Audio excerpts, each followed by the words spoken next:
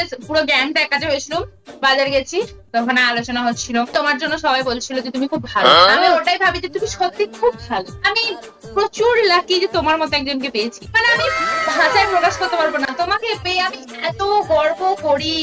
তুমি যদি জিজ্ঞেস করো কেন, আমি বলছি না যে তুমি আমাকে ভালো ভালো কিছু গিফট দাও, কাটা কিছু আমার শখ পূরণ করো, আমি সেটা বলছি না, প্রত্যেকটা ছেলেরই উচিত।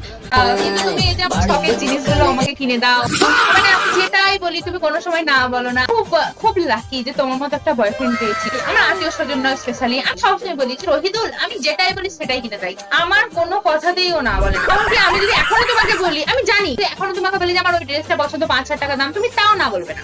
কিন্তু তাও আমি বলছি না যে তুমি আমাকে কিনে দাও, আমি বলছি মানে আমাদের তো সামনে অ্যানিভার্সারি আসছে, আমি সেটা ওদেরকে বললাম যে সামনে অ্যানিভার্সারি আসছে জানিস তো, আমি যদি রোহিতকে বলি যে আমাকে একটা পুরো মেকআপ পাউচ কিনে দিতে, ও তাও কিনে দেবে। কিন্তু আমি তো মেকআপ করি না, বলো, মেকআপ না করলেও মানে ওই একটা সিরাম, একটা সানস্ক্রিন, একটা ময়শ্চারাইজার ডটেন কিট, আর আমি বলছি না এখন তোমাকে কিনে দিতে, তুমি আমাকে ভালোবাসো, অনেক হলো তো, তুমি আমাকে এতটাই ভালোবাসো, আমি জানি যে তুমি না করতে পারবে না।